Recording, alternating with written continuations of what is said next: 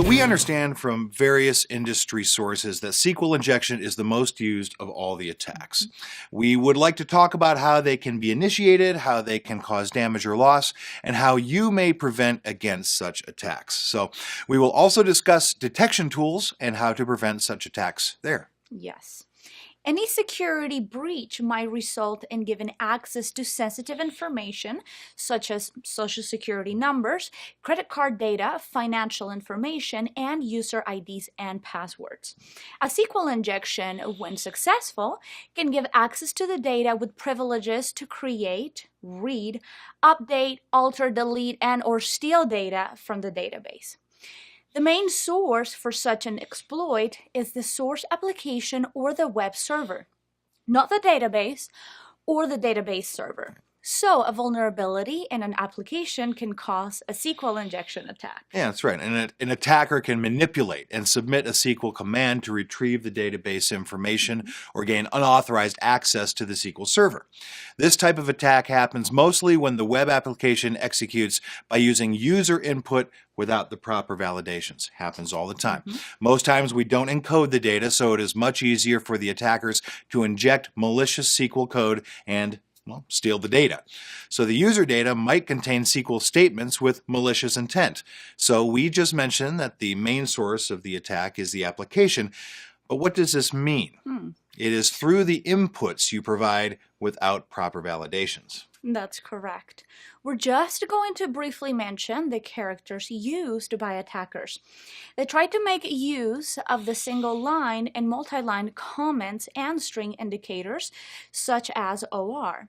They can use concatenation characters, wildcard parameters, URL parameters, local and global variables, time delays, and a whole bunch more. Right. They will have a host of things available at their disposal.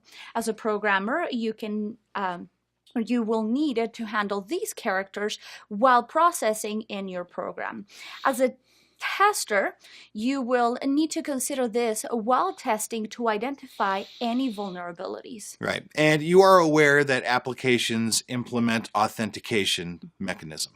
This varies from simple to complex mechanisms. So what happens is attackers will understand these mechanisms, obviously, very well. They use sophisticated evasion techniques to bypass user authentication. They make use of the issue in using OR to evade advanced systems that verify signatures. So attackers also use hex coding. You are aware that hex coding is used to represent URLs. You would have noticed some URLs having %20, %20. That's the hex encoding. It is used as a single space. Most alphanumeric characters use hex encodings, but many intrusion detection systems don't recognize hex encodings. This feature is utilized by attackers. It's a very powerful way to attack as hex coding obfuscates each URL. And this can be done in many, many ways. Yes. And today's signature-based SQL injection detection engines can detect attacks related to changes in the number and encoding of what it's called white spaces around malicious SQL code. However, they may not be able to handle white spaces around the same code. They also fail to detect the same kind of text without spaces. Attackers normally remove white spaces from the query. So the attacker obfuscates input strings by dropping or adding white spaces between the SQL keyword and string or number literals without altering the execution or SQL statements. That's right. And so if you add white spaces using special characters, things like tab, carriage return, line feeds, the SQL statement becomes completely untraceable.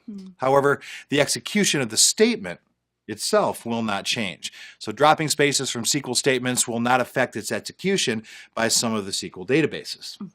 And we mentioned that you can evade signatures that filter white spaces.